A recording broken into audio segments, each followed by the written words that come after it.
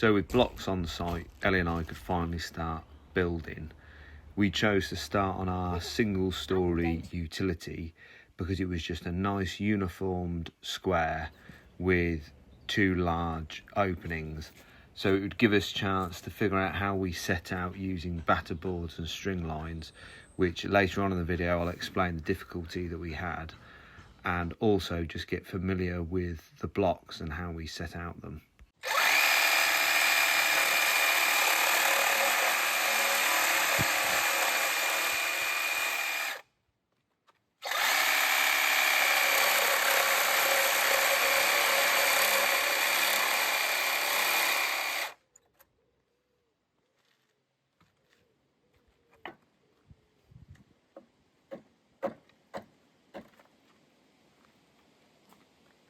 A little bit disjointed, but before we get stuck into our first week with the Ecobrixs, just want to make sure Ellie and I will do a video showing you what our build will look like, so you've got an idea of what we're actually building, and we'll keep you updated with videos of us doing our build using the Ecobrixs. There's a lot of aspects to cover with our build. We've got a meter cantilever section to build, there's structural columns, there's our window openings, obviously the stair walls, the first concrete pour. So there'll be many more videos to come that will hopefully answer any questions you have. But if there is any questions you do have, please just post them in the comments and we'll endeavour to answer them. We will keep you regularly updated with how our build is progressing, but we are doing this alongside our full-time jobs. So as you can imagine, there'll be times where it will be going slow. So without further ado, let's just crack on showing you our build for the first week. Because we've got some time, Ellie and I would actually prep all the blocks and dry stack them where they need to go prior to me putting them down onto a mortar bed. Because the blocks are made out of wood, if you've got a gap which can just about fit a full block, you can utilise a power planer to just bring that block size down to make sure you get a nice fit, rather than trying to cut a small amount off using a power saw.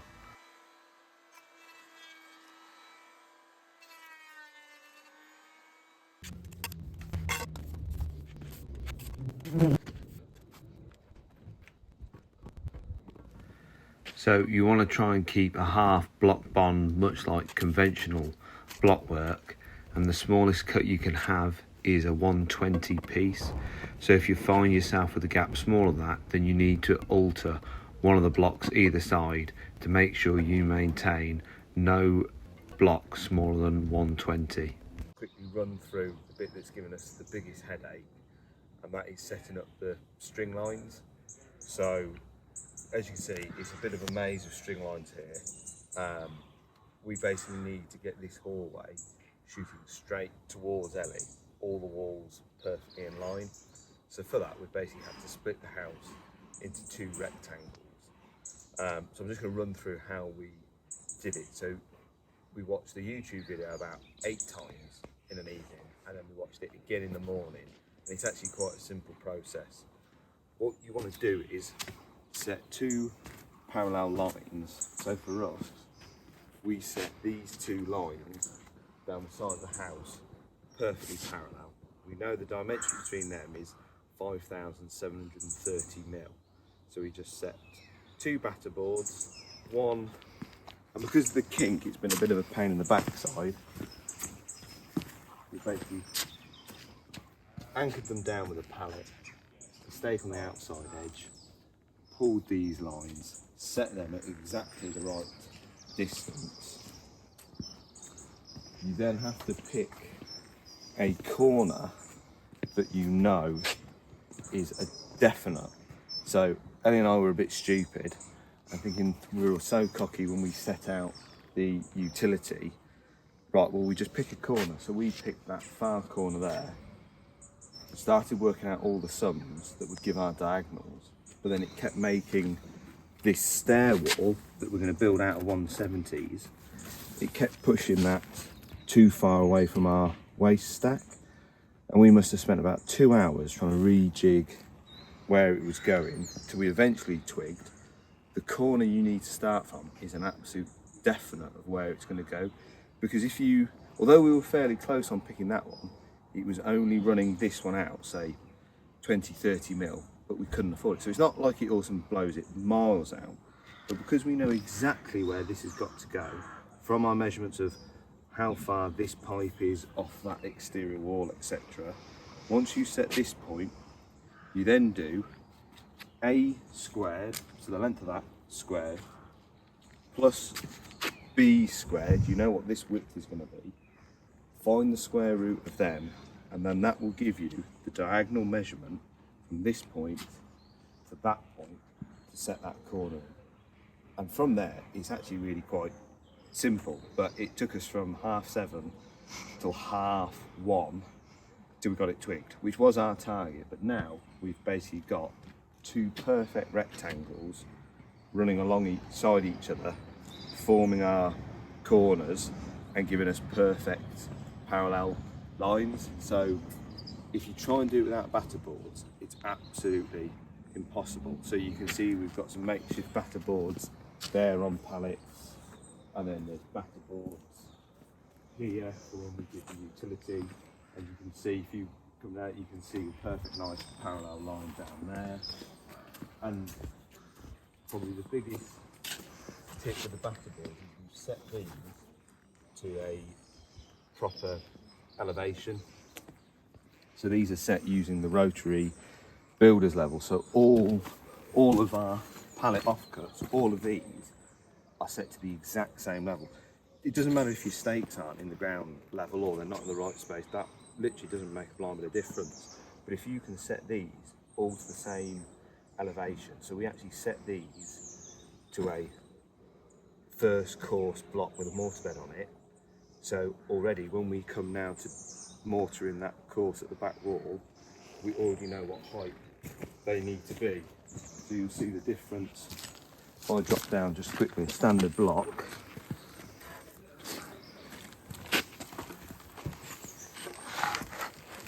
already it's only a thin bed to get rid of the unevenness, but already I know that's the level I've got to bring the block to, and it just saves you a heap of time. So hopefully you found that useful, because we wasted God knows how many hours on it, and I kept saying I'm bloody stupid.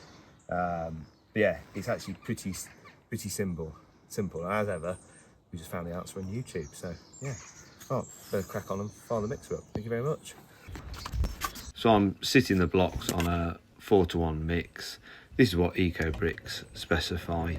Sitting them on the mortar bed does allow you to really get them absolutely bang on, and I can't stress the importance of making sure you do get them bang on at this stage, because from here on out you're just dry stacking them. So if you get it wrong here and don't take your time, you're setting yourself up for hardships later on. And like your normal block work, you want to work in from both ends, so then you can work out your cut in the middle. Here is also probably a good example to show you the theory behind the Ecobrixs.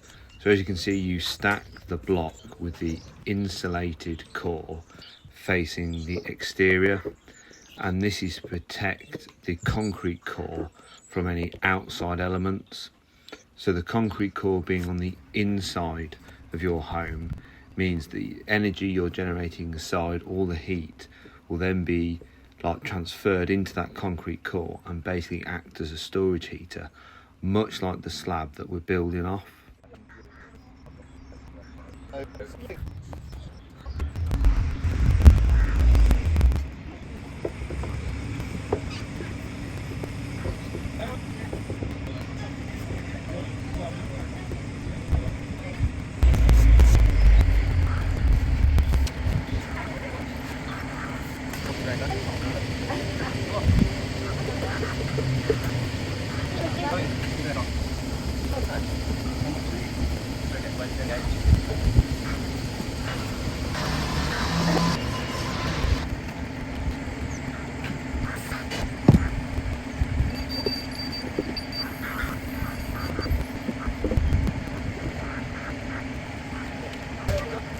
After tackling the straight and square parts of the build, it was then time to set the first course on the kink.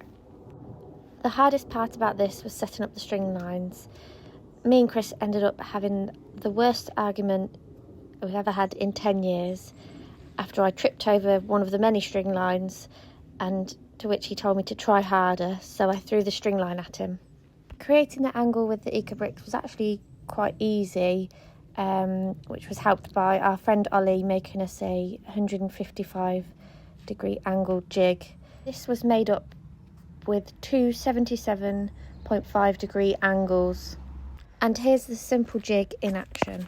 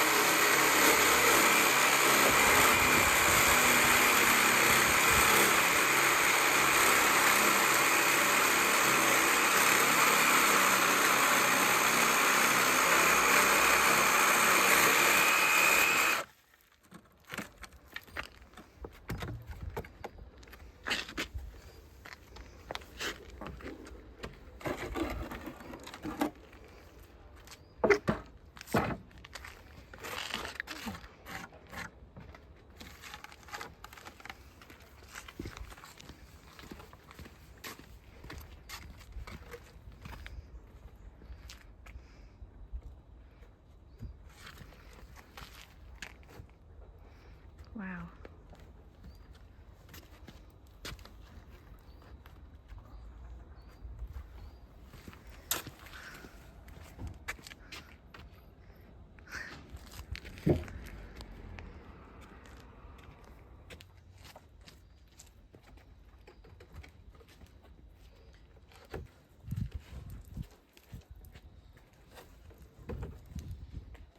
Here we are, dry stacking the wall units. I'm using a modified face block to create an internal corner.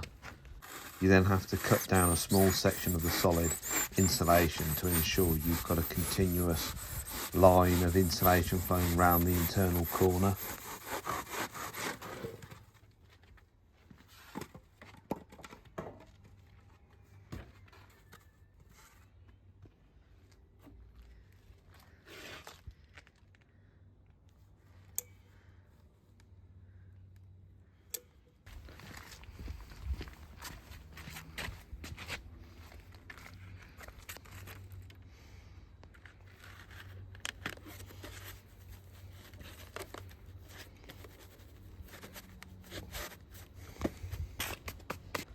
So as you're dry stacking the wall units, you want to make sure that everything is still running true.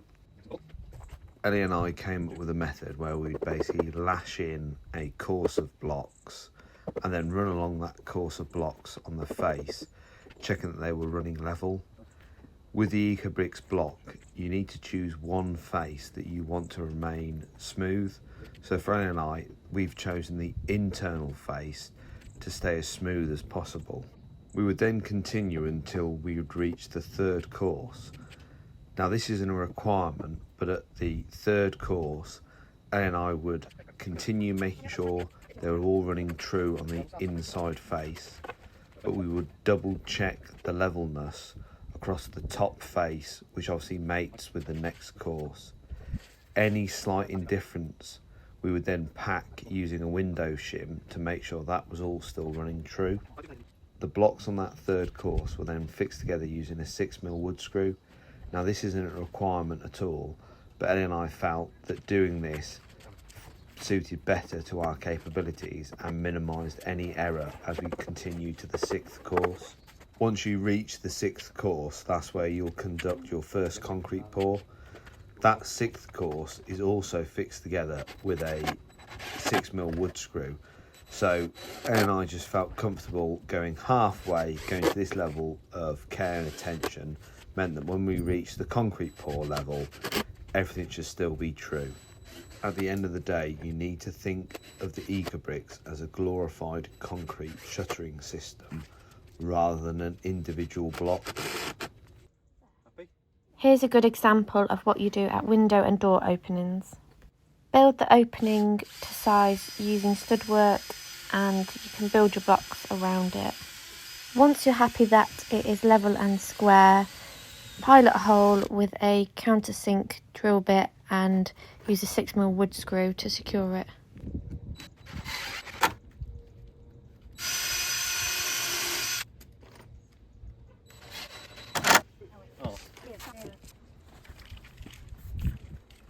So to go back to all the red X's earlier on in the video where I said we weren't following best practice, it is best practice to mark the blocks that you cut ready for shuttering them later on in the pour. You need to shutter any cut blocks because you've potentially removed the male and female ends which interlock those blocks together. So when you come to pour your concrete, the concrete pour might actually dislodge those cut blocks. Now Ellie and I were doing two things wrong at the start. The first thing was we weren't just marking cut blocks, we were also marking where the cuts were. So that equally added to an awful lot of red paint, which just to the eye makes it look like you're doing something wrong. And the second thing we were doing was we were spacing our cut blocks too far apart. You need to think of the Ecobricks as a concrete shuttering system rather than individual blocks. So while you're always trying to maintain a half block bond, you can actually put your cut blocks quite close together. So when it comes to shuttering your cut blocks, we could actually just get an 8x4 sheet of OSB and sandwich those cut blocks front and back, and they're contained within the one sheet of 8x4. That then minimises of a lot of individual patches you have to do around your build to cover your cut blocks for the pour.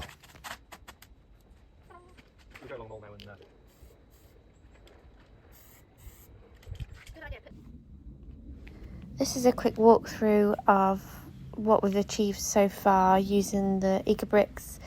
We're really happy with how they've gone down, and yeah, looking forward to carrying on and getting up to 6 courses ready for the first concrete pour.